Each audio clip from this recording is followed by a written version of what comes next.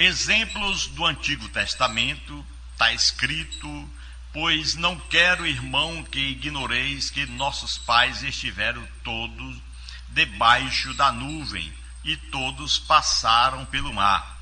E na nuvem e no mar todos foram batizados em Moisés, e todos comeram do mesmo alimento espiritual, e beberam todos da mesma bebida espiritual, porque bebiam da pedra espiritual que os acompanhava, e a pedra era Cristo. Mas Deus não se agradou da maior parte deles, pelo que foram prostrados no deserto. Ora, estas coisas nos foram feitas para exemplo, a fim de que não cobicemos as coisas más, como eles cobiçaram. Não vos torneis, pois, idólatras, como alguns deles, conforme está escrito: o povo assentou-se a comer e a beber, e levantou-se para folgar. Nem nos prostituamos, como alguns deles fizeram, e caíram num só dia 23.000. E não tentamos o Senhor, como alguns deles o tentaram, e pereceram pelas serpentes. Não murmureis, como alguns deles murmuraram, e pereceram pelo destruidor. Ora, tudo isto lhes acontecia como exemplo, e foi escrito para aviso nosso, para quem já são chegados os fins dos séculos. Aquele, pois, que pensa estar em pé, olhe, não caia. Não vos sobreveio nenhuma tentação senão humana, mas fiel é Deus, o qual não deixará que sejais tentados acima do que podeis resistir. Antes, com a tentação, dará também o meio de saída, para que a possais suportar. Louvado e engrandecido seja o santo nome de nosso Pai Celestial. Queridos irmãos, amigos, o título dessa mensagem: o Antigo Testamento não governa nosso serviço hoje, nosso serviço a Cristo. O Antigo Testamento, que é aproximadamente 75% da nossa Bíblia, inclui muitas informações importantes.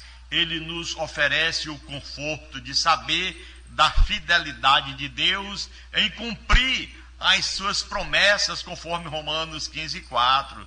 O Velho Testamento nos instrui também por meio de exemplos negativos, conforme o que nós fizemos a leitura, 1 Coríntios 10, até o final do assunto, e ainda positivos, conforme Tiago, capítulo 5, 16, 18, Hebreus 11.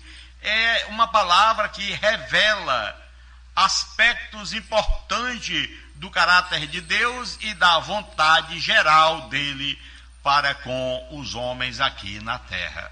Quando se trata da legislação de Deus, que nos guiar no nosso serviço ao Senhor hoje, devemos buscar estas orientações onde?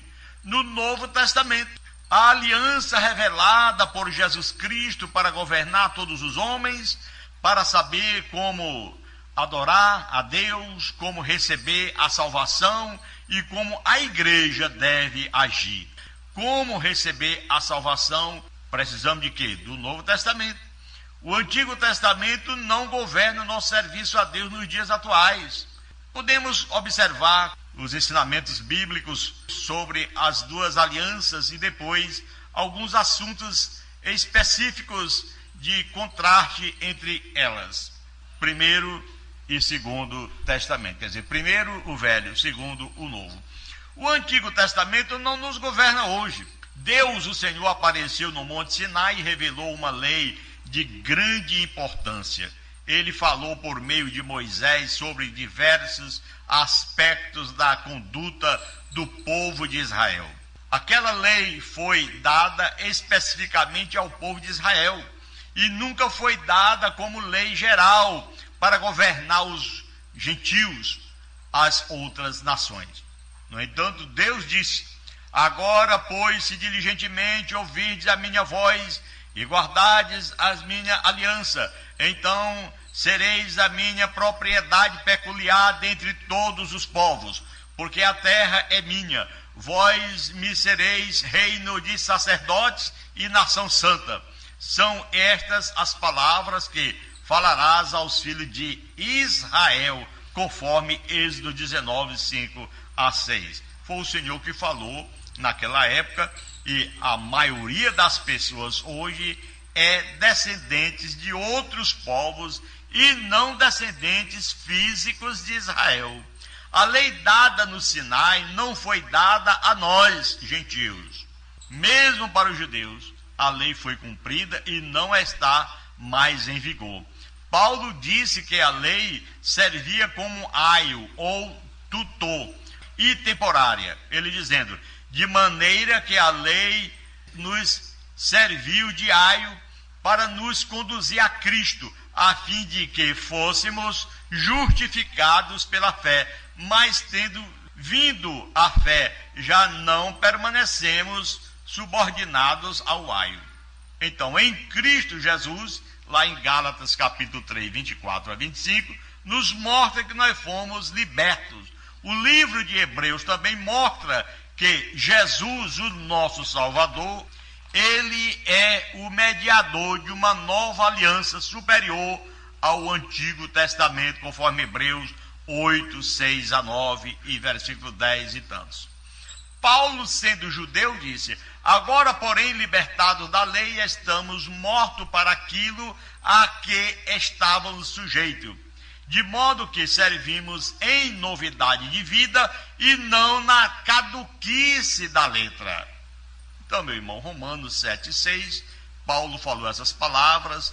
O contexto de Romanos capítulo 7 esclarece outro fato. Alguns ensinos hoje, uma distinção artificial entre permanecer em vigor, em que a lei cerimonial, eles dizem assim, dizem que a lei moral inclui os 10 mandamentos e permanece em vigor, enquanto algumas ordenanças cerimoniais da lei não se aplicam mais, porque nos mostra que Paulo claramente se referiu à lei toda, incluindo nos seus comentários os 10 mandamentos. O exemplo que ele cita quando fala da lei é um dos 10 mandamentos. Não cobiçarás, conforme Romanos 7, 7, Êxodo 20, 17. Não vivemos hoje subordinados à lei do Antigo Testamento, nem às ordenanças sobre sacrifícios, nem os 10 mandamentos, meus irmãos. É o que nós falamos, Jesus resumiu em 2. Isso significa que é permitido matar, adulterar, cobiçar, mentir? Não. A nova aliança, claramente, nas palavras de Cristo, proíbe tais comportamentos e devemos ser obedientes ao Evangelho de nosso Senhor Jesus Cristo.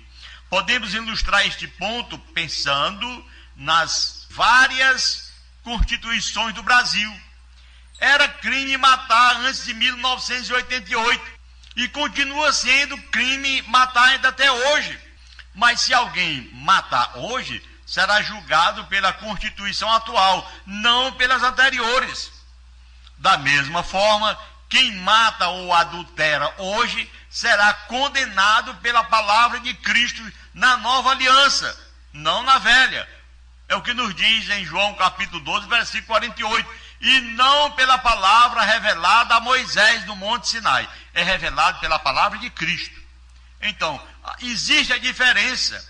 O sábado, por exemplo, Deus ordenou que os israelitas guardassem o sábado, conforme Êxodo 20, versículo 8 ao versículo 11. Ele falou claramente que foi uma aliança especial com o povo de Deus. Ele disse, tu, pois, falarás aos filhos de Israel e lhes dirás, certamente guardareis os meus sábados, pois é sinal entre mim e vós nas vossas gerações. Portanto, guardareis o sábado, porque é santo para vós outros. Pelo que os filhos de Israel guardareis o sábado.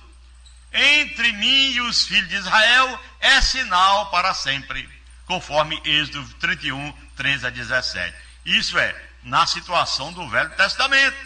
Deus, nosso Senhor, nos mostra em Êxodo 31, 13 a 17, Deus não deu uma ordem aos gentios em outras terras e repetiu como parte da nova aliança.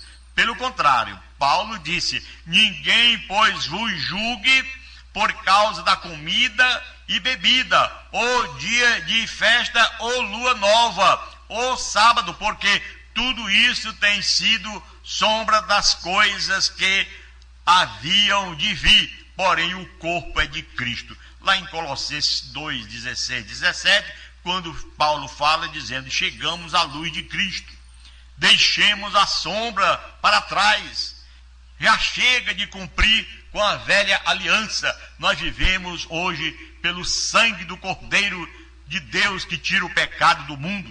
Existe a diferença de adoração. Observamos muitas diferenças em relação à adoração. Devemos lembrar que as adorações eram dadas pelos homens a Deus e deve ser feito também e adorar ao Senhor ainda. A adoração não é para agradar a nós. Neste ponto, muitas igrejas eram para emocionar e agradar as pessoas. Devemos, meus irmãos, estudar as Escrituras para saber o que Deus pediu na adoração, assim lhes oferecendo a devida honra e glória. O incenso foi oferecido no Antigo Testamento, conforme Êxodo 30, versículo 37, mas não faz parte do louvor dos cristãos no Novo Testamento. Podemos usar este fato para observar um princípio importante sobre como usar as Escrituras. Para saber o que Deus quer, precisamos da permissão, autorização dele. Não precisamos de uma proibição específica para saber que determinada prática não faz parte do nosso serviço ao Senhor. Deus é o chefe da casa. Conforme 1 Timóteo capítulo 3, versículo 15, ele é o Senhor. E ele tem todo o direito de determinar o que pode ser feito na casa dele, a igreja. Não devemos ultrapassar o que ele revelou. É o que nos diz 1 Coríntios 4 e 6. Se agir sem a permissão dele, estaríamos removendo a lei de Cristo. Considere as implicações lá em Hebreus capítulo 7, 11 a 14, e muito mais até o versículo 17 e 18, que diz que o Velho Testamento, pela sua fraqueza, foi ultrapassado. Então, se ultrapassar a doutrina de Cristo, perder a comunhão com Deus, obviamente todos os servos que amam ao Senhor vão procurar fazer somente o que ele autoriza. É o que nos disse Paulo em Colossenses 3,17. Na nova aliança, ele não autorizou a prática de oferecer incenso, então não devemos adotar tal prática. Nós temos que ver, os instrumentos musicais foram usados ao louvor do Antigo Testamento, mas Deus não deu permissão no Novo Testamento para usá-lo na adoração. E é o que mais a gente faz. Dentro das congregações, se não tiver um violão, se não tiver um teclado, mas fica ruim o culto. Parece que quem alegra ali são os instrumentos. Por exemplo, você que lê a palavra de Deus, procure um único texto onde tenha lá no Novo Testamento essa aprovação. Este ponto pode ser difícil para muitas pessoas, porque as tendências da maioria das igrejas, especialmente nos séculos recentes, tem sido a adoção de instrumentos musicais como parte fundamental no louvor. Mas os cristãos verdadeiros não se preocupam em seguir tendências humanas, nem em agradar as multidões. Procuram agradar quem? A Deus. No Novo Testamento, Deus pediu adoração do coração com a voz, não de instrumento feita por mãos humanas, conforme Efésios capítulo 5, versículo 19, Colossenses capítulo 3, versículo 16. Alguns podem até lembrar, justificar os instrumentos musicais por causa de citações simbólicas do Apocalipse, mas este mesmo argumento teria para o nosso louvor o incenso. Tronos, coroas, altares, roupas especiais e tantos. O simbolismo do Apocalipse não descreve o louvor da igreja na terra. Por isso, meu irmão, observando a palavra de Deus, leia. Havia uma classe separada de sacerdotes no Antigo Testamento, mas no Novo Deus deu aos levitas as suas responsabilidades exclusivas, proibindo que outros serviços no santuário, conforme número 18, 22 a 23, e já mais no Novo Testamento, todos os discípulos de Cristo são sacerdotes, conforme 1 Pedro capítulo 2, versículo 5. Não devemos reverenciar alguns acima de outros, como os judeus faziam, conforme Mateus 23, 6 a 12. Jesus nos mostra que o único mestre, o único Senhor é Ele. E nós somos o quê? Os seus filhos, o seu povo, glória a Deus, que nós temos que estar sempre atento à sua palavra. Por exemplo, o dízimo. Os israelitas no Antigo Testamento recebiam várias instruções sobre o dízimo. A lei falava da responsabilidade geral de dar o dízimo, conforme Levítico 27 e 30. Deuteronômio 14, 22. Deus ordenou que levassem os dízimos ao lugar por ele escolhido, conforme Deuteronômio 12 e 6. E ele os deu aos levitas, conforme Números 18, 21 a 24. No final do Antigo Testamento, Deus ainda cobrava os dízimos do povo, conforme Malaquias 3:10, enquanto a lei continuava em vigor antes da morte de Jesus. Jesus falou que as pessoas deviam continuar sendo fiéis nas suas ofertas, nos seus dízimos, conforme 23 e 23 de Mateus, porém, aqueles que eram chamados de hipócritas. Esses hipócritas devem realmente continuar devolvendo o dízimo. É o que diz Mateus 23, 23. A palavra foi dirigida a eles. Mas já na nova aliança, que entrou em vigor após a morte do Senhor, a morte do testador, que é Cristo Jesus, Hebreus 9, 15 a 16 diz isso, o princípio das ofertas é diferente. Cristãos devem dar com alegria e liberdade conforme a sua prosperidade. Em 1 Coríntios 16, 1 a 2, 2 Coríntios 9, 6 a 7, versículo 12 ao 13, é o que nos mostra a palavra. O princípio atrás das ofertas hoje não é a cobrança de sua porcentagem específica. Dízimo significa 10%, mas a decisão de entregar a Cristo, segundo Coríntios 8, versículo 3 a 5, é sua oferta. Hoje muitas igrejas pregam a obrigação do dízimo.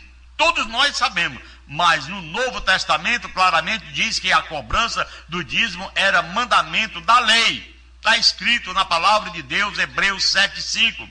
Ora, os que dentre os filhos de Levi recebem os sacerdotes têm mandamento de recolher de acordo com a lei os dízimos do povo. É o que está escrito na palavra. Porém, não temos mais os sacerdotes levíticos e não vivemos subordinados à lei do Antigo Testamento. Por isso, não devemos pregar a obrigação de dar o dízimo. Conclusão para essa mensagem desse dia abençoado. Aqueles que querem servir a Cristo precisamos resistir às tendências de voltar ao Antigo Testamento, à velha lei, como a base de nosso serviço hoje. Pois está escrito na palavra de Deus: mas tendo vindo a fé, já não permanecemos subordinados ao aio, quer dizer, o Velho Testamento.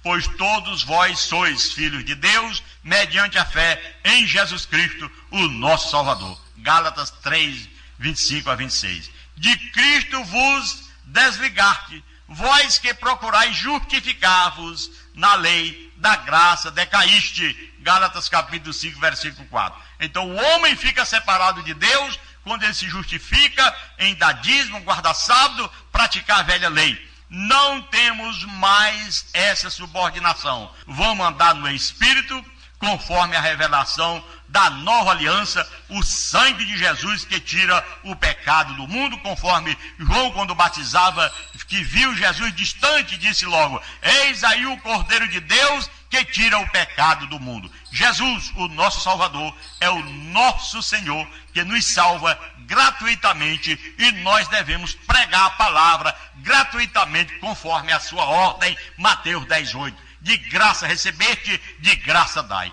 Querido Deus, maravilhoso Pai que está no céu, graças te dou, Senhor, por mais uma oportunidade que tivemos de pregar a tua palavra. Aqueles que nos ouvem, que o Senhor venha abençoar, que o Senhor venha fortalecer, iluminar de uma forma maravilhosa, enchendo cada um da tua graça e do teu amor. Em o nome de Jesus Cristo, Pai, é que nós suplicamos e nós te agradecemos desde agora e para todos sempre.